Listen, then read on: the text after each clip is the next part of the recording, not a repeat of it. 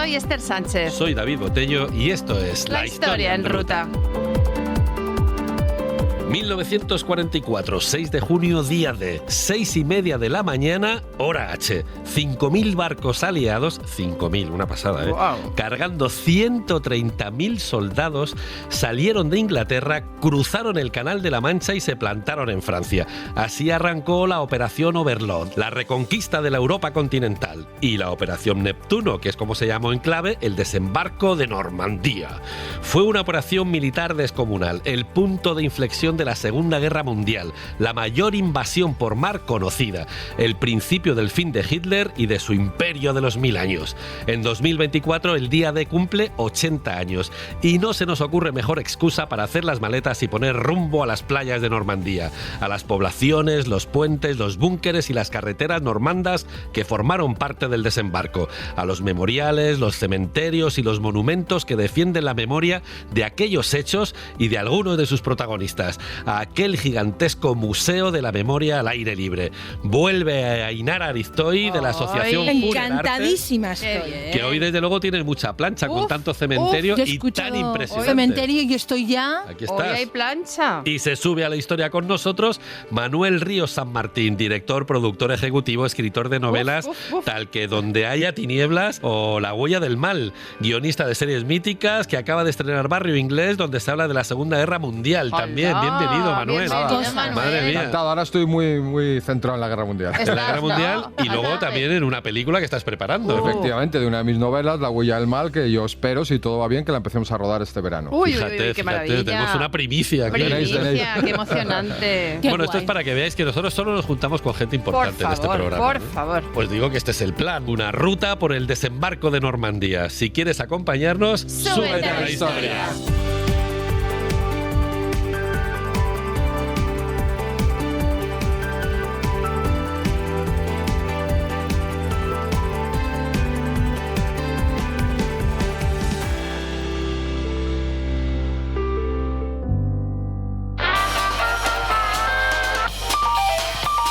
Para empezar este recorrido por el desembarco de Normandía, empezamos en Caen, una ciudad alegre y animada a un par de horitas de París y a 10 minutitos de la playa. Uy, qué bien. Desde estos muros más de 1000 años nos contemplan. Caen era la ciudad favorita de Guillermo el Conquistador, que era normando de la zona y del que ya hablaremos en Bayeux, aunque venimos, como no, por las huellas que ha dejado aquí el día D y por uno de los lugares que mejor explican los entresijos de la Segunda Guerra Mundial, el Memorial de Caen. Ya en la Segunda Guerra Mundial, Caen era uno de los objetivos prioritarios de los aliados, uno de los nudos de carreteras de la región vital para el éxito del día D. Por eso todo el casco histórico acabó completamente destruido. Eso lo contamos ahora, pero antes de meternos en faena, vamos a visitar su monumento más importante, este Memorial de Caen del que os acabo de hablar. Claro, el Memorial de Caen, en la Esplanade General Eisenhower, a 10 minutos de las playas del desembarco. Es la mejor visita para empezar la ruta, os lo digo clarísimo.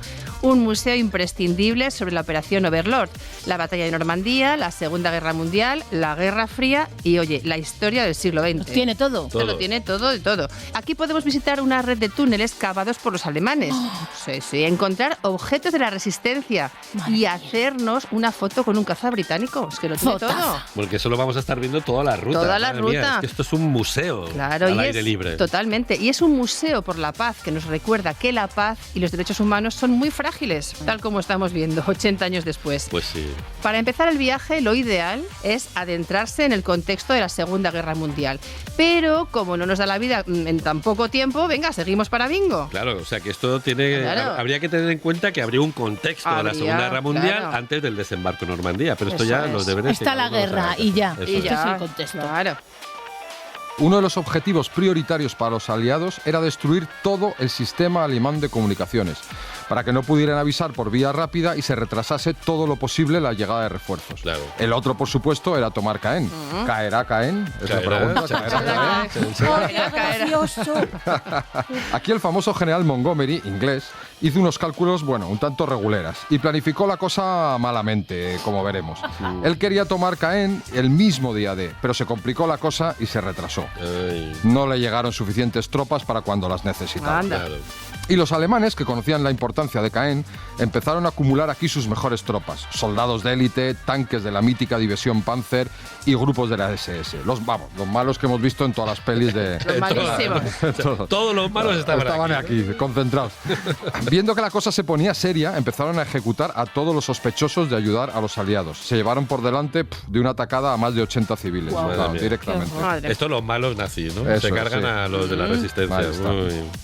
Pero los ingleses, por su parte, empezaron a desembarcar tanques, entre otros, las famosas ratas del desierto, los blindados que habían luchado antes en África. Y a lo tonto, Caen y sus alrededores se llenaron de tanques y de soldados aguerridos con mucha experiencia en los dos bandos. Así la cosa, Montgomery ordenó que empezaran los ataques aéreos sobre Caen y los aviones empezaron a bombardear la ciudad. La idea era ponerles las cosas muy difíciles a los nazis. Lo que pasa es que los alemanes consiguieron contener esa primera embestida y la batalla de Caen se alargó. Se le fue de las manos. Se alargó. Duró hasta 6 semanas, con los aviones aliados bombardeando 3 veces al día, imaginaros. La buena noticia es que consiguieron liberarla. La mala es que el casco antiguo quedó prácticamente en ruinas. Y la peor noticia es que se cargaron a más de 2.000 civiles franceses. Madre mía. Sí. Esto que eran los amigos, ¿no? Los Eso, civiles imagínate franceses, si no. sí. Un historiador local cuenta que durante esas 3 semanas Caen se convirtió en un auténtico infierno. Mientras por toda Francia celebraban la invasión brindando con champán, en Caen pasaron la jornada entre sangre y fuego. Esto decía el historiador, ¿no? Sí, citado textualmente. La ciudad se reconstruyó poco a poco, eso sí, alrededor de los escasos edificios medievales que sobrevivieron. Y ahora, fijaros quién lo diría, viendo la ciudad tan tranquila, tan turística y tan playera, pues un día estuvo destruida. Fíjate, y además es verdad que da gusto, ¿no? Pasear por estas calles, pensar que esto fue escenario de ese mítico desembarco de Normandía y sobre todo de la batalla de Normandía que siguió al día de hoy.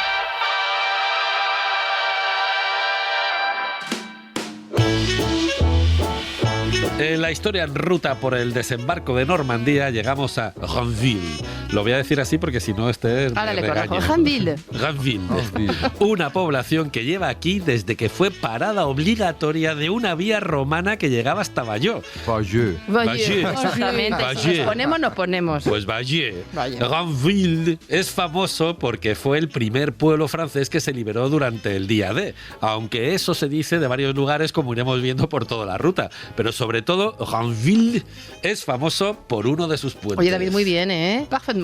Los mandos aliados ordenaron conquistar este puente. Era fundamental para permitir que las tropas anglo-canadienses desembarcadas en la playa de Sword pudieran llegar hasta Caen. Que ahora que dices la playa de Sword, hay que decir que se conocen las 5 playas del desembarco por sus nombres en clave. O sea, que no son los nombres originales de las playas, sino que son los nombres que pusieron los que desembarcaron en Normandía, antes de desembarcar. Así que había que tomarlo, el puente, y defenderlo hasta que llegaran los refuerzos, antes de que los alemanes lo volaran por los aires. Claro. Era muy importante el factor sorpresa, ¿quién lo iba a decir? Para pillar a los alemanes desprevenidos, lanzaron media docena de planeadores silenciosos, con un pelotón de infantería cada uno. Tenían que aterrizar cerca del puente, evitando los temibles espárragos de Rommel. Ojo, cuidado a El este nombre no concepto, suena temible, Estaban ¿no? fatal, creo. Verás. Sentaban Sí, fatal. Los echaban Eran mucha pimienta, ¿no? una cosita que sabéis, las típicas estacas de madera y acero cruzado que vemos en las pelis, Sí. que además estaban protegidos por minas. Esos son los espárragos de Rommel. Sí, los espárragos, que suena algo rico, pero no. No. Es más, si un planeador rozaba uno de estos espárragos, ¡bum! Madre mía. Se acabó. Los explosivos se activaban. O sea, además de poderte pinchar, toma bombazo. O sea, tenían que esquivar esto y luego tomar y defender el puente. Era una misión pues casi suicida. Y se la encargaron ¿a quién? A la élite. A los Diablos Rojos. Los Rambo británicos. 140 hombres conocidos como los Ox y los Bucks. ¿Por qué? Por el nombre de sus batallones. Oxfordshire y Buckinghamshire. Qué Very, bonito. very well. Los Ox y los Bucks, muy bien. Claro. Ox bueno, and Bucks. Sí, sí. Bueno, pues ahora que conocemos un poco el contexto, vamos a empezar la visita a Ranville por la explanada donde aterrizaron los planeadores poco después de la medianoche. Poneos en situación. Vamos. Sí. Bueno, el primer planeador aterrizó de mala manera contra una alambrada. Vamos bien. Empezamos regular a unos 50 metros del objetivo. Oye, bien, 50 metros. está 50 muy bien. metros. Los dos pilotos salieron despedidos de los asientos, atravesaron el parabrisas y se estamparon de malamente Madre mía. Bueno, contra llevan el cinturón suelo. de seguridad. Claro, no puede ser. Pero, pero técnicamente se convirtieron en los primeros aliados que pisaron Normandía. Esto es así. Lo pisaron con la cabeza, pero lo pisaron. ¿No? Exactamente. Encararon Normandía. Tal cual. Bueno, el segundo planeador perdió la cola durante el aterrizaje. Mal. El tercero aterrizó lejos del puente. Y oye, que los 3 puntos de aterrizaje están marcados con un hito. Oye, pero está muy bien explicado aquí, ¿no? Sí. O sea, se ve muy bien en la explanada cómo fue ¿Cómo esta fue operación, la ¿no? operación? Bueno, junto al primero, el que aterrizó así tan a lo bestia, De carita. se ha colocado un busto del mayor John Howard, que estaba al frente de los Diablos Rojos, que suena a grupo de música. El jefe, ¿no? Totalmente. Los Diablos Rojos, que son los Ox and Bucks. Sí, Esto me ha gustado, los Ox and Bucks. Y ahora sí, cruzamos el puente Pegasus en el canal de Caen. Este que cruzamos es una réplica que lleva aquí desde 1993, no es el auténtico. Que no es el No, bueno. pero ahora lo veremos, ahora vemos el Pero ahora auténtico, lo vemos. no preocuparse. Total, que los Diablos Rojos, los Ox y los Bucks atacaron el puente. Y fue un visto y no visto. En menos de 5 minutos consiguieron tomarlo. ¿Más de 5 minutos? O sea, tanto buenos. rollo Sí. y pim pam pim pam. No debía 5 haber nadie ahí. minutos. Los soldados alemanes no se enteraron de nada. Claro. Eran demasiado jóvenes, Sí. ese es el problema. Al escuchar el escándalo del aterrizaje forzoso, lo confundieron con los bombardeos que llevaban escuchando desde hacía unas horas. ¡Ay, qué lío! Y al ver a los soldados con las caras untadas de betún, que no era betún, era barro porque habían caído, tiraron sus armas y salieron por patas. Los Ox y los Bucks lo defendieron como jabatos hasta que llegaron los refuerzos. Desde entonces se llama el puente Pegasus en honor a los Diablos Rojos que llevaron un Pegaso en su emblema. Fíjate. Esto también es interesante, pues eso, hablando de este tipo de jovencitos que defendían las posiciones, es que una cosa que hizo muy bien la inteligencia británica, la inteligencia norteamericana, es que los alemanes no sabían por dónde iban a atacar. Entonces tenían tropas repartidas por todo Francia, ¿no? Y aquí, a Normandía, como pensaban que nunca iban a entrar por aquí, y mucho menos un día como hoy, que estaba lloviendo y que era un día muy complicado, pues entonces tenían a los chavalitos más jóvenes. Y ya iremos viendo que muchos de los emplazamientos de las metralletas los habían desmantelado para reforzar otros lugares a lo largo de Francia, ¿no? O sea que hubo un despropósito por parte de los alemanes, no tenían ni idea. Pero bueno, y ahora os voy a dar yo también, aparte de esto, aparte de este paréntesis, la mala noticia. Vaya, Anda. vamos. Sobre las 2 de la madrugada, ¡pum!, a este puente Pegasus se acercan 3 tanques alemanes. 3. Si conseguían atravesar las líneas y volar el puente, la misión sería un fracaso. Por eso tenían que defenderlo, porque las tropas tenían que pasar por aquí. Y para defenderse, los Diablos Rojos solo tenían un Piat, que es un lanzagranadas de infantería antitanque con solo 2 cargas. El Piat tenía poco disparo, pesaba como un muerto y solo servía si se utilizaba cerca del objetivo, es decir, cerca del tanque. Pero a un tal sargento Wagner Thornton no le importaba el peligro. Cogió el Piat, se fue a por uno de los tanques, apuntó hacia él y ¡bam! Hola. Bingo. El disparo dio de lleno.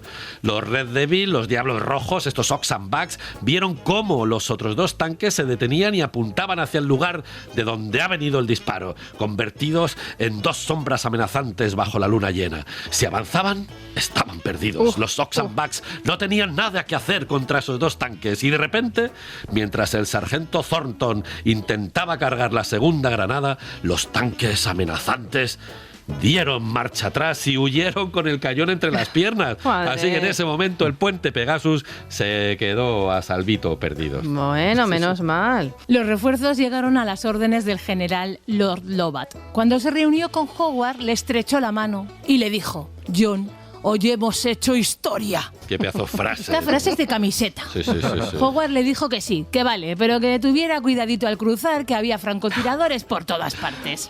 Pero a Lovan le perdió el orgullo. Se tiró el pisto. Dijo que la victoria estaba hecha y ordenó a sus hombres que cruzaran el puente en pelotón. Ojo, cuidado, con la boina calada y marchando por el centro. Muy bien. Claro, la ventolera le costó la vida a 12 soldados, ya lo veíamos venir, que murieron de un tiro directo en la cabeza. De verdad. Los que llegaron detrás cambiaron las boinas por los cascos, Mejor. lógicamente, y cruzaron el puente Pegasus de uno en uno y con cuidadín. Pues Igual sí, quedaba peor mucho el casco, mejor, pero mucho mucho más mejor. efectivo, ¿eh?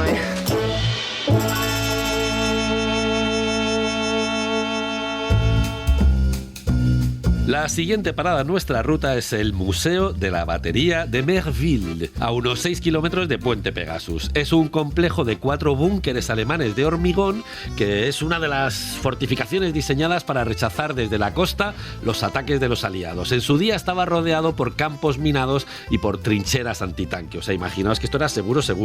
Los planificadores aliados, o sea, los tipos que planificaron este desembarco, decidieron que para garantizar la seguridad de la operación había que tomar esta batería de Merville y mandaron aquí el 9º batallón paracaidista. Hola. Los paracas fueron fundamentales para tomar y asegurar los puntos estratégicos, carreteras, puentes, pueblos, baterías. Durante las primeras horas, unos 23.000 paracas saltaron hacia los flancos de la zona de desembarco. Hasta esta zona que estamos recorriendo llegaron 8.000 paracas británicos. Pues entonces no había botellas suficientes. Desde luego. Bueno, no fue una maniobra fácil. Algunos pilotos novatos, pobres, se asustaron con los antiaéreos alemanes y lanzaron a sus paracas de cualquier manera. Otros se liaron con las coordenadas y los lanzaron en el lado equivocado. Pobrecitos. Otros directamente se dieron la vuelta, rumbo a Inglaterra. Los oficiales se dejaron la piel a gritos para que los pilotos volvieran a Normandía. Más de una vez se lo exigieron a punta de pistola. O sea, que el piloto se daba la vuelta y el Yo me oficial piro. decía, ¡toma! No, ¿Dónde vamos? ¿Dónde? Tú no vas a ningún ¡Te lado. vuelo la cabeza! Por eso, os podéis imaginar, hubo cierto descontrol. Algunos paracas cayeron a más de 50 kilómetros de sus unidades y tuvieron que sobrevivir solos durante varios días. A muchos, pues se los llevó el viento, muy lejos del objetivo. Otros, como en las películas, se quedaron colgados de un árbol. Esto complicaba las cosas, efectivamente, si los nazis los pillaban. Claro. Sí. Muchos perdieron la vida, atrapados en los espárragos de Rommel, no se nos olvide los espárragos. Muchos cayeron en un terreno pantanoso. El equipo de salto que llevaban era tan pesado que muchas veces se les hundía en el fango, o peor todavía, arrastraba a muchos soldados que se ahogaron en las marismas. Qué despropósito todo. Tremendo. El 9º batallón paracaidista, que tenía que llegar hasta aquí, hasta Merville, estaba compuesto por 750 paracas británicos. Ojo, solo llegaron al punto de encuentro 150. Y mucho me parece con este lío. 1 de cada 5. Aún así, decidieron atacar la batería. Después de sufrir un montón de bajas, consiguieron tomarlo y descubrieron, ¡ay, decepción!, que solo había un puñado de cañones demasiado flojunos para hacer daño a los que iban a desembarcar. Estos en concreto creo que se los llevaron al sur de Francia, donde pensaban que a lo mejor atacaban por ahí desde Gibraltar también. Otra maniobra de extracción maravillosa. Hoy en día, la batería de Merville es uno de los complejos mejor conservados de Normandía y se ha convertido en un museo realmente curioso. Alrededor de los búnkers podemos encontrar un legendario Douglas C-47, el avión que sembró Normandía de paracaidistas despistados durante aquella noche. Dentro del museo podemos ver fotos, armas y material de la época. Pero lo mejor de lo mejor es un espectáculo de luz y sonido que recrea la toma de la batería. Luces rojas parpadeantes, sirenas, gritos en alemán, sonidos de disparos de artillería. Es tan inquietante como didáctico. Inmersivo, que se llama ahora, ¿no? Eso es. Una experiencia que no deberíamos permitir que se repita en la vida real, eso sí. Que lamentablemente se está repitiendo últimamente. Bastante sitios, sí. Total, que al salir ponemos rumbo hacia la playa de Sword.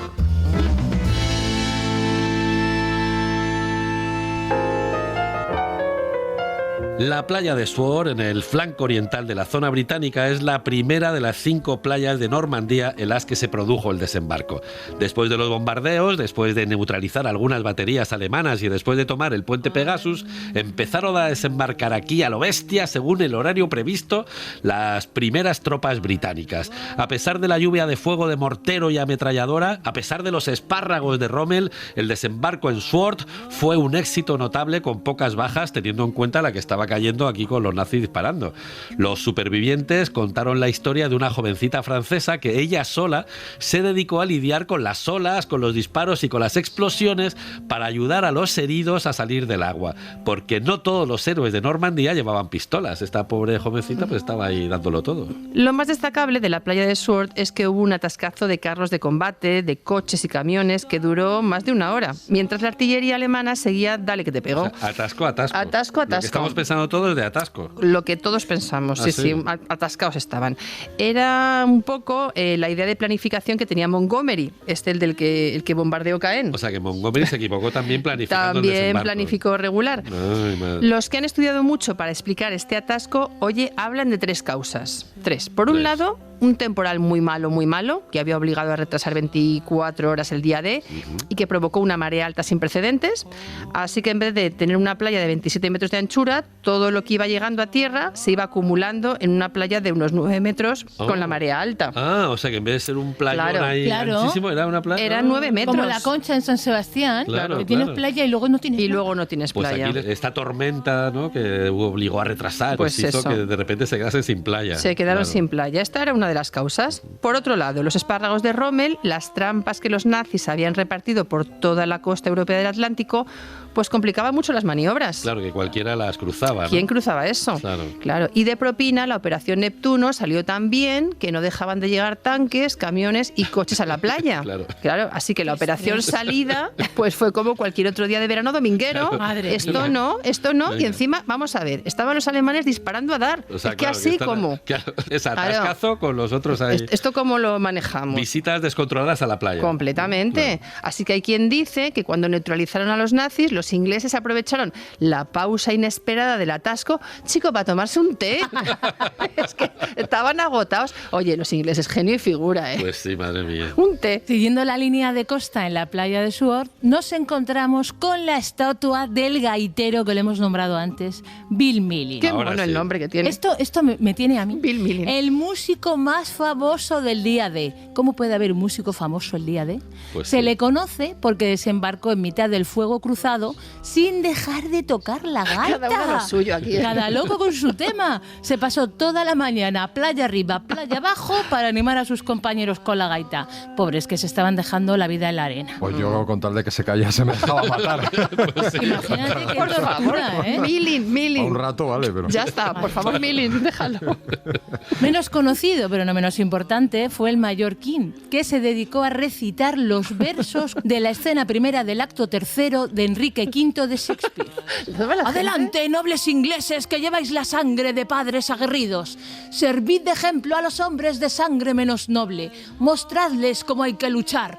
El juego está en marcha. Seguid vuestro espíritu y mientras ataquéis, gritad: ¡Dios, Inglaterra y San Jorge!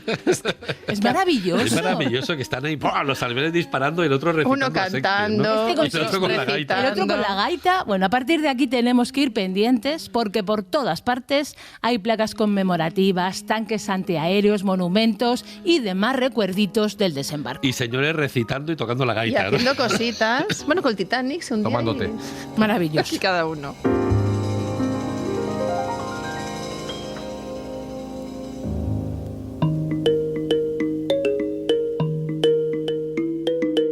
En la historia en ruta del desembarco de Normandía, siguiendo la línea de costa a unos 9 kilómetros al oeste de la playa de Sword, llegamos a la playa de Juno, o de Juno, la playa que le tocó a las tropas canadienses. Los pobres lo tuvieron muchísimo más difícil que los británicos. El día D y la hora H estuvieron a punto de irse al garete por culpa del tiempo. Anda. Sí. El mar estaba tan revuelto que los gerifaltes británicos decidieron retrasar 10 minutos el desembarco en esta playa de Juno. Sí, bueno, ya antes, como decíamos, lo habían retrasado un Sí, día, eso. luego no Ya, sabían si sí. tal, pero es que estos encima también lo retrasaron más. ¿no? Más. Esos 10 minutos. Y en esos 10 minutos la marea subió de golpe. Hala. Vaya por Y Dios. eso fue un jaleo. Claro. O si la operación no fuera lo suficientemente difícil, la marea cubrió un arrecife bastante chungo que había frente a la costa. Y los espárragos de Rommel también quedaron bajo el agua. Ay, Así que Ay, no se madre. veía. Que no se veía. Ahí aquí. está. En esta playa no se ven los espárragos. Así que la cosa se puso complicada, porque algunas lanchas se estamparon contra el arrecife y contra los espárragos y se quedaron ahí Ay, qué encallados. lío. Y muchas estallaron contra las minas, claro, los pobres. 20 de las 24 embarcaciones de la primera oleada se perdieron del todo o quedaron muy dañadas. Ay, madre. 20 de 20 24. de 24. Yo me había pedido no ir primero. Sí, ¿no?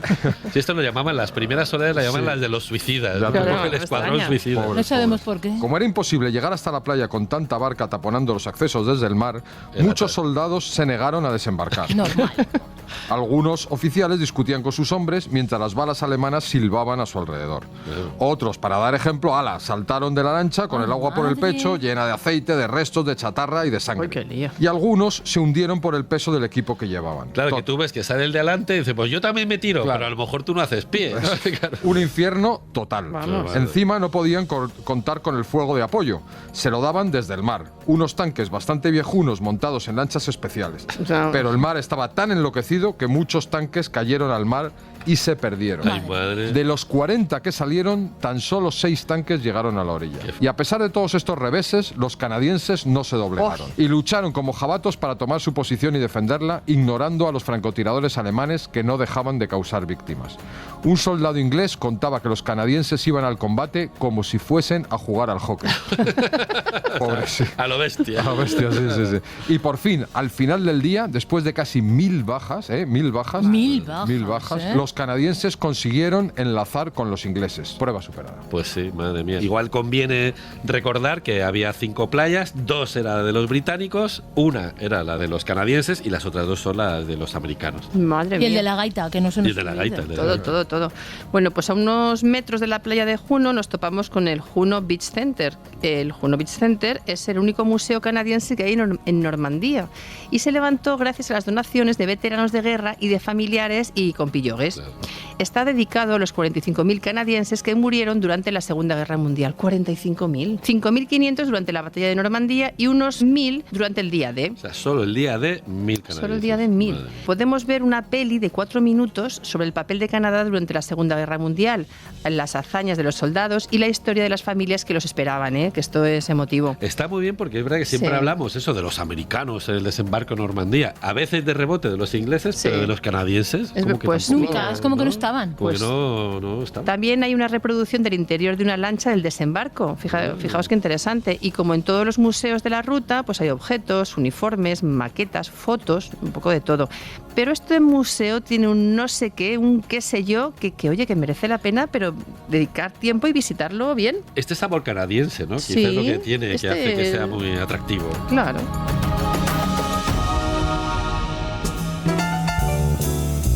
En la historia en ruta, remontando la costa de Normandía, llegamos hasta Arromanches. Esto lo voy a decir en castellano. Porque si hubiera romance, Este pueblo, Arromanches, es un pueblecito de pescadores encajado entre acantilados que queda en el centro de las playas del desembarco. Sus primeras huellas se remontan a la Edad de Hierro y han pasado por aquí los celtas, los galos, los romanos, que lo llamaron Arremancia, y los vikingos. Casi desde siempre se levantó un fuerte al pie del acantilado para proteger el pueblo de los que llegaban por mar con aviesas intenciones. Pero sobre todo este pueblo es famoso por los vestigios del puerto artificial Mulberry. Esto sí que es una pasada, es una locura. Arromanches era un objetivo prioritario de los aliados porque querían montarse aquí un puerto artificial que permitiría traer refuerzos, equipos y municiones para las tropas que habían desembarcado. Hoy Arromanches ha condicionado todos sus espacios para que podamos entender lo que supuso el desembarco en Normandía. El Museo del Desembarco está en primera línea de playa y es ideal para dejar que te cuenten la visión estratégica de la operación Overlord. Pero sobre todo nos permite conocer el puerto artificial Mulberry, que se construyó ahí justo, entender el desafío técnico que supuso y aprender cómo funcionaba. Es una pasada. pasada. este sitio, ¿eh? El primer jefe planificador del desembarco fue Lord Mountbatten. Cuidado, si has visto The Crown ya sabes perfectamente Hombre. de quién te hablamos. Sí. Ah, sí. Claro, Mountbatten, Lord sí, Mountbatten. sí. Es Sí. es el de The Crown. Es este. Fíjate. Yes. Mountbatten sabía que el éxito del desembarco dependía de que las tropas recibieran provisiones y refuerzos todo el rato después del día D. O sea, Claro. comer hay que comer. Claro. Y llenar los tanques de Claro, gasolina, eso, estas esas cositas. Estas tonterías. La intendencia. Nimiedades. La mala noticia es que solo había 2 puertos en Normandía y los 2 estaban demasiado lejos de las playas del desembarco y los 2 los controlaban los alemanes. Claro. Para solucionar este problema, Mountbatten encargó a un equipo de ingenieros que diseñara un par de muelles artificiales, los famosos Mulberries. Y como las aguas de Normandía son poco profundas, lo hicieron a base de bloques compactos de hormigón armado, una especie de espigones flotantes que podían llevarse hasta el otro lado del canal y ensamblarse, uno detrás de otro en las playas de Normandía como si fuesen un puerto hecho por Ikea. ¡Qué locura es un poco esta! eso, ¿no? O sea, que iban poniendo un bloque, luego otro, Luego luego otro, otro. luego... Fíjate, ¿eh? Yo no habría sabido construir. Un Qué Lego a lo locura, ¿eh? bestia, ¿no? Un Eso. Lego. Arromanches, por su emplazamiento estratégico, fue la ciudad elegida para el Mulberry del sector británico. Ah. Diseñarlo, construirlo, transportarlo y desplegarlo fue una tarea titánica. Bueno, fue un movidón. En solo 8 días, solo 8, los 15 kilómetros de puerto, con sus 230 bloques de hormigón y sus 33 muelles, estaban operativos. Eso fue un récord, vamos. Madre mía. Cada día llegaban a Normandía por ahí unos 30.000 hombres de refuerzo, 7.000 vehículos, 30.000 toneladas de material de aprovisionamiento y de combustible. Y hoy todavía podemos ver sus restos, incluso acercarnos a ellos si la marea está baja. Fíjate, es que además es súper bonito de ver esto, ¿no? Lo que pasa es que es bastante probable que los gerifaltes del ejército inglés, siempre tan orgullosos de sus cositas, se hayan tirado el pisto y hayan exagerado la importancia del puerto Mulberry. No. Ah, sí. Entre otras cosas porque 5 días después del desembarco sufrieron la madre de todas las tormentas y se quedó bastante tocado. Claro, es que el tiempo estaba revuelto esos días. Claro. ¿Y qué pasa? Pues aunque pudieron repararlo y recuperar la actividad, hoy los expertos tienen serias dudas de que esté justificada el talento, la pastuza y el enorme esfuerzo que se invirtió en ellos. En los puertos. En los puertos. Entre otras cosas porque, por lo que se ve, los estadounidenses, a los que la madre de todas las tormentas les dejó sin su Mulberry, nunca tuvieron problemas de abastecimiento y consiguieron descargar más suministros que los británicos. Entonces, O sea que sin el puerto tuvieron... claro, entonces esto hace sospechar. Claro. Otro ejemplo lo tenemos en la tubería Pluto, Piper Line Under the Ocean, un oleoducto submarino que bombeaba desde Inglaterra 700 toneladas diarias de combustible para las tropas desplegadas en Francia. Claro que esto es una pasada, ¿no? Una pasada. Bueno, sobre el papel mola todo, Claro. pero hoy sabemos que Pluto no estuvo listo hasta 41 días después del día D. Y solo estuvo operativo un par de semanas porque reventó. No. Vaya por Sí, Dios. sí, reventó. Y hubo que construir otro Pluto y no funcionó hasta enero de 1945. Fue muy eficiente. Pero, a ver, que tampoco fue la pureza técnica que nos cuentan una y otra vez. Sí, porque lo de Pluto es una cosa hay como que se duditas. oye, siempre se habla del desembarco, pues construyeron un oleoducto tal, o sea que no funcionó, ¿no? Que Peliculeros. no funcionó, que hay como duditas.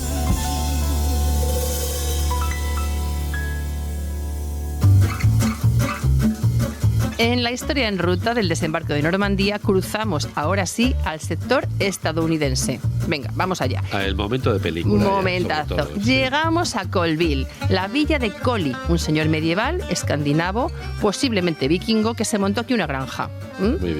¿Le pareció fenomenal? La granja de Collie. La granja, sí. Alrededor de la granja creció una ciudad que vio nacer la Casa de Colville, inglesa, el clan Colville en Escocia y el baronazgo de Colville en Inglaterra. ¿Vale? ¿Os ubicáis? Sí, Bueno. sí, total, que mucho Colville por Todo todas Mucho Colville. Colville partes. all over the place. Bueno, Colville fue uno de los puntos calientes del día D.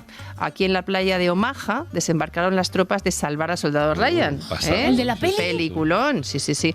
Aquí, Ainara, está el cementerio americano más cinematográfico de Normandía. Iremos, ¿no? Sí, hombre. Y aquí tenemos el Museo Overlord, que es, venga, nuestra primera visita. Vamos allá. Ahí vamos. El Museo Overlord es el más impactante, fíjate que hemos hablado de museos de toda Normandía.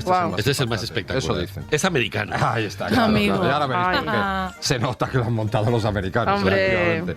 Y antes de entrar podemos ver varios tanques de diferentes modelos. En la puerta nos da la bienvenida la banda sonora de Hans Zimmer, que compuso para la saga de Batman de Madre Christopher mía. Nolan, que es el director de Dunkerque y de Oppenheimer, ambientadas también en la Segunda Guerra Mundial. La de Batman. ¿Por qué ponen Batman y no pone... Yo no lo he qué sé? acabado de entender, pero funciona.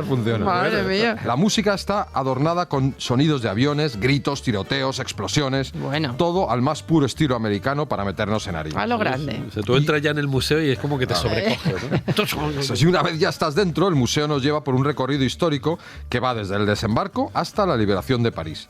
Podemos ver una colección increíble de vehículos, incluido uno de los pocos Panzer Tiger alemanes que se conservan, y todo tipo de material militar: uniformes, armas, vehículos restaurados, bombas, espero que desactivadas, y un avión de reconocimiento, que no falte de nada. No falte. Todo a lo grande, todo a lo grande. Yo a lo mío. La siguiente parada en nuestra ruta es el cementerio militar estadounidense de Normandía. Buah. El de salvar al soldado Ryan, el de la peli. este. Lo hemos visto 1 millón de veces en todas las películas. uno de los lugares más visitados de Normandía, con todas estas cruces, estrellas de David y medias lunas blanquitas perfectamente alineadas que destacan sobre el verde del césped recién cortado. Bonito, ¿eh? Precioso.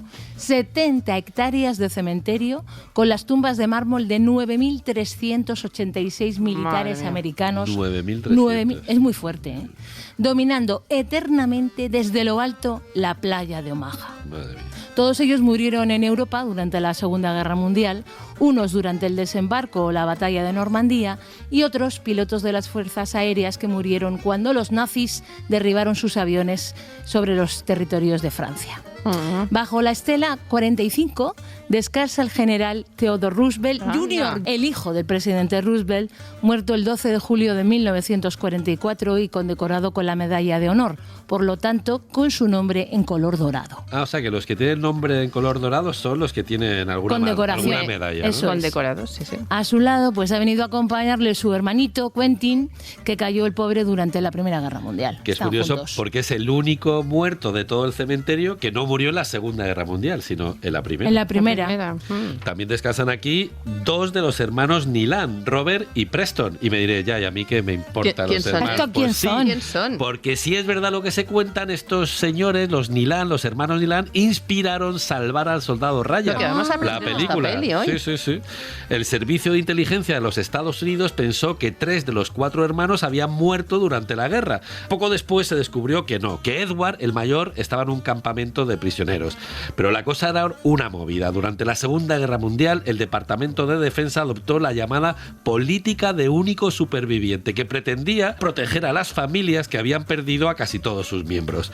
Si coincidían 2 o más hermanos en una batalla, los separaban en diferentes destacamentos. Y si moría alguno, al último superviviente de la familia lo cogían y lo mandaban de vuelta a casa. Lo mismo ocurría si 3 hermanos caían en combate. La idea era que no se repitiese el caso de los 5 hermanos Sullivan que murieron al hundirse el barco en el que viajaban. Entonces dicen que estos Niland, que les pasó un poco parecido a lo del soldado Ryan, ¿no? Y que por eso inspiraron la película. Historión, sí, sí. Dentro del cementerio se levantan varios edificios, una capilla circular, un memorial y el centro de visitantes.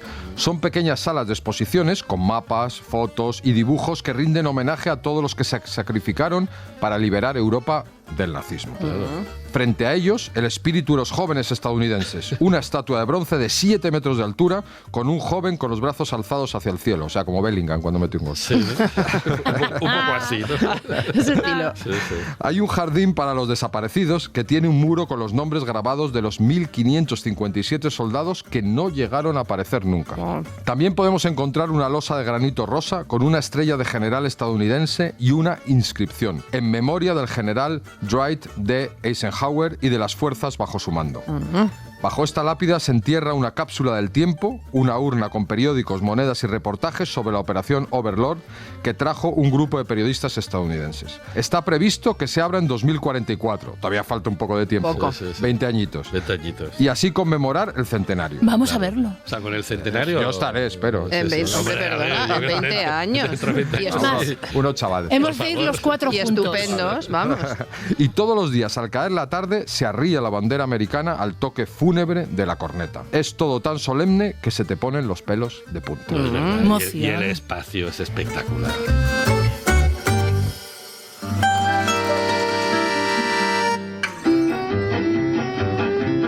Desde el cementerio tomamos un camino señalizado que nos lleva a la playa de Omaha. ¿Nos vamos? La playa de Venga. Omaha, madre mía. Venga, la ¡Qué playa. maja! La playa de Omaha es el punto culminante de la ruta, la más famosa de las playas del desembarco, la más cinematográfica, la que Spielberg inmortalizó en Salvar al Soldado Ryan. Tal como vemos en la peli, las playas de Omaha fueron una auténtica ratonera, porque la aviación no consiguió acabar con las fortificaciones alemanas y quiso la mala suerte que aquella mañana la zona estuviera llena de alemanes haciendo maniobras. Claro, que en otras playas igual Sí. se habían desmantelado por esto que decíamos de que había muchos puntos por los que podían atacar los aliados, pero resulta que en Omaha no, estaban todos ahí. Estaban todos ahí. Así que, ¿qué pasó? Pues que cayeron miles de soldados durante las primeras olas de asalto, víctimas de las bombas, disparos de mortero, ametralladoras, incluso antes de llegar a la arena, o sea, una carnicería, ¿no? A las 6 de la mañana los alemanes eliminaron salvajemente la primera embestida. La segunda, que no lo tuvo mucho más fácil, llegó hasta una playa llena de heridos, miembros amputados, cadáveres, artefactos destruidos, un horror. Terrible. Sí, a duras penas, tirando de instinto de supervivencia y con ayuda de los pocos tanques anfibios que consiguieron llegar a tierra, los aliados consiguieron sortear las trampas de Rommel y los campos de minas, escalar el desnivel que domina la playa y pasar al otro lado de los alambres de púas. Pero vamos, que es verdad que si queréis saber cómo fue esto, hay que ver el principio de salvar al soldado Ryan, porque lo explica muy bien. Y en poco tiempo. Sí, además, cuando los oyentes lo vean ya se ve con otros ojos esto. Sí.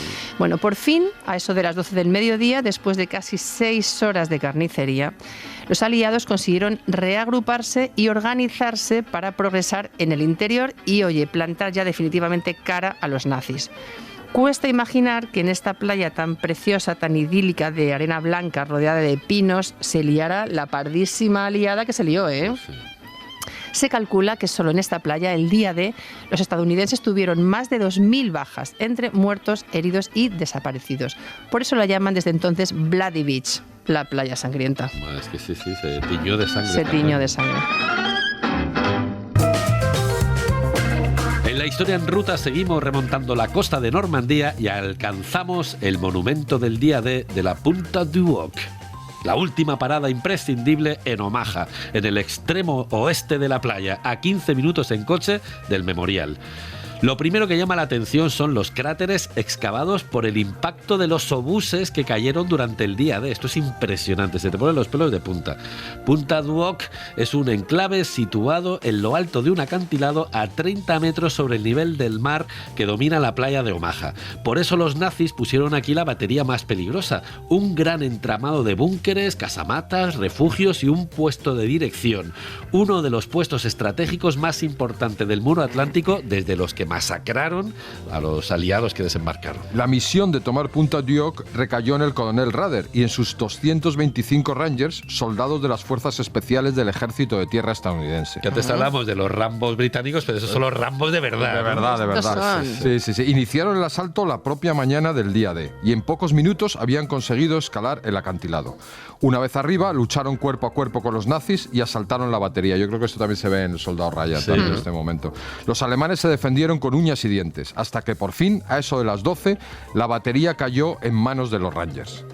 Cuando fueron a destruir los cañones, se llevaron una sorpresa. Los alemanes se habían llevado los cañones más golosos, o sea, los mejores, durante el mes de abril. Claro. Está claro que la operación Fortitude, la del despiste, había funcionado. Claro, esta operación Fortitude, de la que no podemos hablar porque no nos cabe, pues es esta operación de engaño que tramaron los británicos y los americanos para que los alemanes no supiesen por dónde les iba a caer el golpe, ¿no? Claro. Y es maravilloso. O sea, que si tenéis ocasión de investigar este momento concreto y esta operación, pues ojalá algún día podamos hacer una ruta sobre ella. Claro. Pero es que es delicioso, o sea, es maravilloso. Cuando acabó la misión, habían perdido la vida 135 Rangers de los 225 que había. Madre mía. Sí. Hoy, un monolito colocado sobre uno de esos búnkers recuerda a los combatientes. A las afueras de la población de La Cambre, hacia el interior, llegamos al cementerio alemán de Normandía. Yo a lo mío, ¿eh? A lo mío. Claro que sí. Al principio había tumbas de combatientes de los dos bandos, pero a los americanos se los llevaron a Estados Unidos o al cementerio de Colleville y se han ido quedando solitos los alemanes. Por lo que sea, ¿no? No sabemos por lo que sea, han dejado solos a los alemanes ahí, ¿no? Sí. Bueno, aquí están enterrados los cuerpos de más de 21.000 soldados alemanes, casi todos menores de 20 años. Qué fuerte. Es todo tan sobrio, tan sencillito, tan modesto, que muchas tumbas tienen 2 soldados. Me contaba un amigo el otro día que nos fijásemos en las fechas, ¿no? Que las tumbas del cementerio norteamericano, del cementerio estadounidense, casi todas las víctimas tienen 22 años, ¿no? Que es la edad natural para ir a la guerra. Pero que aquí no, aquí si te fijas, unas tienen 17 años, otras tienen 16, a lo mejor algunos 18, y ya saltan hasta los 35, los 36 años. Es decir, que era casi lo que quedaba que reclutar, porque no tenían más, ¿no? Da cosita verlas. Da cositas, sí. Poco a poco se fueron trayendo aquí los cuerpos de los soldados alemanes que estaban enterrados en otros cementerios o los restos que se iban recuperando en los diferentes campos de batalla en Normandía. Por ejemplo, al crack alemán de los tanques, Michael Weidmann, lo encontraron en 1983 junto a su tripulación. Murieron en la batalla de Caen el 8 de agosto de 1944 y los han enterrado aquí, a todos juntos, en la misma sepultura. Sí, pero fíjate que murieron en el 44 y hasta el 83 no los han movido. Encuentran, ¿no? Pero Madre oye, mía. juntos espero que se lleven bien, porque para toda la eternidad. Pues sí. Bueno, por 1957 se empezó a construir este cementerio, pues tal y como lo estamos viendo hoy, y se inauguró oficialmente en 1961.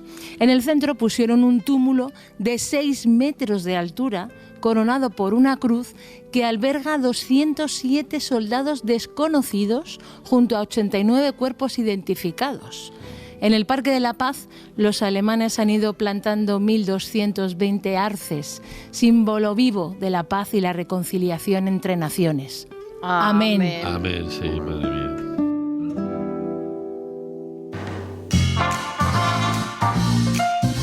Ya vimos antes la aventura de los paracas ingleses en el este de Normandía y ahora entramos en la zona de los paracas americanos, pero en el oeste. Total que durante la noche del día D se lanzaron sobre la costa de Normandía 16.000 paracaidistas estadounidenses. Madre mía. Todos ellos recorrieron 4.500 kilómetros para acabar con los nazis en Europa. Una tierra que solo habían visto en postales, en alguna película Claro, imagínate. o en las fotos de algún amigo. Casi todos habían recorrido medio mundo para poder contar que habían participado en la mayor operación naval, aérea y terrestre de la historia. Y para volver a casa como héroes o morir lejos de casa. Pues sí. Pero llevaban meses preparándose para este asalto. Su entrenamiento fue muy duro porque tuvieron que convertirse en soldados de élite en poco tiempo, capaces de casi todo. El día D se tiñeron la cara de betún. Debajo del paracaídas de reserva llevaban un radar de bolsillo, 14 kilos y medio, pegado al estómago. A ver. ¿Solo 14 kilos? Llevaban un radar de bolsillo. De 14 kilos. O sea, eso de bolsillo, no sé qué entienden por bolsillo. En el estómago. En el arnés llevaban varias granadas de fragmentación también. Repartidos por todo el cuerpo, bombas de mano, una granada de fósforo, algo de chocolate, bueno, un machete de combate, una botella de agua, una mina anticarro, una inyección de morfina para el dolor y un libro de bolsillo editado por las Fuerzas Armadas. Eso por si se aburría. Algunos llevaban una pistola sujeta a las botas y todos saltaron con un fusil. O sea, iban con 47 kilos de más cada uno. O sea, se hundieron según Claro, es que Claro. el milagro es que se movieran. Claro, con por todo. Dios. ¡Qué barbaridad!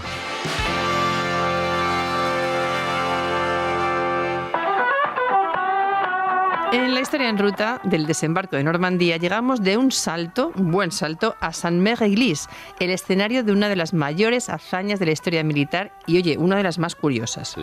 Bueno, en el campanario de la iglesia cuelga el muñeco de un paracaidista y en sus vidrieras podemos ver una imagen de la Virgen rodeada de aviones y de paracaidistas. Que esto me encanta. Ya típico, ¿Qué ¿eh? invento es La esto? Virgen del paracaidismo. La Virgen del ¿no? paracaidismo, sí, sí.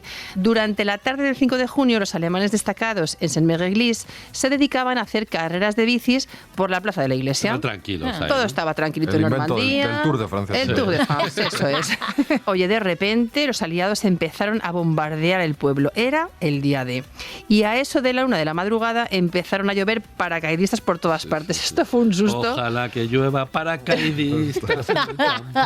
Tal cual. La misión de todos estos paracas consistía en tomar Saint-Mère-Église y asegurar la cabeza del puente de Utah Beach. Un poco lo mismo que los británicos, pero al otro lado del teatro de operaciones. Claro que sí. Uno de estos paracas se llamaba John Steele. Mientras descendía con su paracaídas, vio cómo los alemanes se despachaban con sus compañeros y los ametrallaban antes de tocar el suelo. Fíjate que yo había oído que estaba prohibido disparar a un paracaidista mientras cae, pero claro, en una guerra vete tú a comprobar eso. Bueno, a ver, hubo bastantes actos y bastantes generales o comandantes que amenazaba a sus soldados de muerte si atacaban a un enemigo cayendo Sí, del sí, paracaídas sí. y tal, pero claro, no todo Va, ¿y quién estaba lo mismo. ¿Quién ¿no? comprobaba eso? Sí, de hecho, a una bala alemana lo hirió en un tobillo y atravesó su paracaídas. Y John, claro, perdió el control. Claro, del todo. Y vio como uno de sus compañeros se quedó colgado de una gárgola a unos 6 metros del mía. suelo, ahí en la iglesia. Y él fue detrás, intentó aterrizar como buenamente pudo sobre el tejado de la iglesia y se quedó enganchado en el campanario. Ay, qué momento. Total, que enseguida el sargento de su compañía consiguió tocar tierra. La cosa prometía hasta que de repente un soldado alemán salió de la nada y se puso a disparar al sargento. Adiós. Claro, luego se volvió hacia los dos paracaidistas que estaban colgados y apuntó. Cuando todo parecía que estaba perdido para John y para su compañero, cuando ya se prepararon para morir, una bala evitó que el alemán apretara el gatillo. Anda. Justo antes de morir, con su último aliento, el sargento disparó y lo salvó de una muerte segura. ¡Hala! Vamos, igual que en las películas. Sí, Que no nos lo creemos, pero que el ¿Qué moribundo... pasa? eso Estas es. cosas pasan. ¿no? Pasan, Qué pasan. fuerte. John intentó cortar las correas del paracaídas, tal y como le habían enseñado, pero con los nervios, no me extraña, se le resbaló el machete y se le cayó a la plaza. Mira el machete que nos contabas antes que también llevaba. Para algo servía, ¿no? Todo lo que llevaba. Pues mira tú, todo está dando Sí, resultados. Sí. Y ahí fue cuando decidió hacerse el muerto. Sí. Y así estuvo durante más de 2 horas. Madre mía, esto es un ejercicio de supervivencia. ¿eh? Totalmente. Desde allí arriba, ahora eso sí, pudo ver la batalla campal que se había montado a sus pies, entre los alemanes y los americanos que iban cayendo, claro. Y poco a poco los aliados empezaron a controlar la situación. De pronto, un alemán se dio cuenta de que se movía y apuntó hacia él. Menos mal que su compañero le dijo: ¿estás loco? ¿Tú has visto cómo estamos? Si le disparas no saldremos vivos de aquí. Fíjate que va como sobreviviendo a la supervivencia. ¿no? Increíble. Increíble, sí. Total, que lo descolgaron y lo hicieron prisionero. Así que no pudo ver cómo sus compañeros consiguieron liberar el pueblo a las 4 de la mañana, que no son horas. No son horas. para liberar No son ni horas, nada. no. Este también presume de ser el primer municipio francés liberado. Sí, es que es verdad que todos dicen, Bueno, es nosotros que llegarían a la vez, a varios, ¿no? Claro, digo yo. Por suerte para John, solo estuvo un par de días entre alemanes. Consiguió escapar y llegar a Inglaterra, donde volvió a incorporarse a su puesto de paracaidista. También son ganas. Sí. No te digo. Su aventura se hizo famosa y se cuenta en El día más largo, protagonizado por John Wayne, Henry Fonda y Robert Mitchum. No está mal. Toma el día ya, más largo. ¿eh? Sí. Y por todas estas cositas, el campanario de la iglesia tiene todavía hoy un muñeco colgado de un paracaidista. ¡Ah, maravilla! Qué bonito. Historión.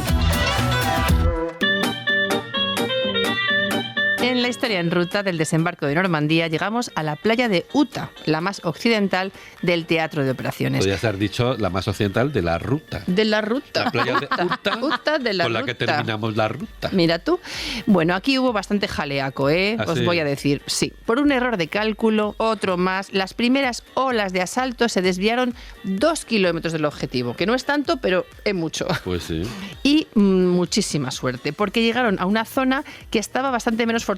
O sea, que dentro del lío Les vino bien. se equivocaron para bien, Pero vaya. bien, ¿no? En Claro, resumen, mira qué bien. a pesar de que el terreno estaba bastante minado, Claro. a pesar de las trampas de Rommel Los y espárragos, a pesar los de los espárragos, y a pesar de los disparos de los alemanes desde las baterías más cercanas, el desembarco en la playa de Uta, oye, pues que fue un éxito. ¿Ah, sí? Sí, fíjate, hubo menos de 200 víctimas, que son muchas, pero que podrían haber sido más, entre muertos, heridos y desaparecidos. Pues sí, porque fíjate, estamos hablando de 2.000 Claro. muertos solo en la playa de Omaha, Claro. 1.000 canadienses. Y aquí, esto, pues, 200. Está muy bien. Y dentro de que se equivocaron, o sea que bueno, que fue afortunado dentro de todo. Sí, sí. En el lugar exacto en el que desembarcaron las tropas estadounidenses durante el día D, al lado de una de las salidas que usaron, encontramos también el Museo del Desembarco. Ah, que o sea, el museo está en el mismo sitio. Ahí, justo, Qué sí, sí. bueno, ¿eh? Ahí, Qué ahí, ahí. guay, Oye, ¿eh? esto está guay, sí. Y antes de entrar nos da la bienvenida otra lancha de desembarco y el monumento dedicado a Andrew Jackson Higgins, el tipo que inventó esas lanchas durante la ley seca, por cierto. Ah, sí.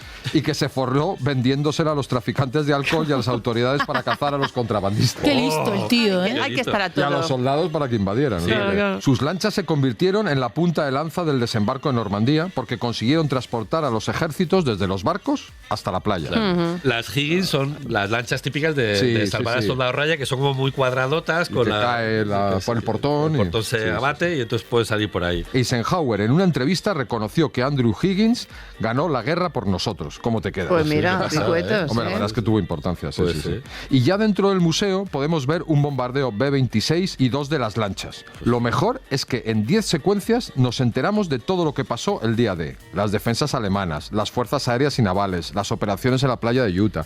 Claro, porque aquí De lo todo. estamos contando un poco al talantrán, pero claro, tienes a estos museos y es maravilla porque te lo explican perfectamente. Eso es. Súper con mapas, colocadito. con- Qué gusto, Claro. qué gusto. ¿Cómo Y era os voy a de- decir una cosa, ¿Qué que nos- esto no da para más. hombre, David. Hoy se ha subido a la historia con nosotros Manuel Ríos Qué San bien. Martín. Bien, Muchísimas gracias. ¿Cómo no lo hemos Bueno, pasado? muy bien, muy ¿Cuánto bien. sabes tú, no? Bueno, del desembarco. Sí, alguna cosa improvisada. José María Sendra, Pablo Arranz y Juan Aranaz andan descifrando una máquina enigma para ver si consiguen enderezar este desconcierto sonoro. Y a los micrófonos aprendiendo a diferenciar una batería de un acorazado y un DKV43. Esther Sánchez, Ainara Ariztó y David Botello. Os esperamos en la próxima ruta. Si quieres acompañarnos, Súbete a la historia. historia.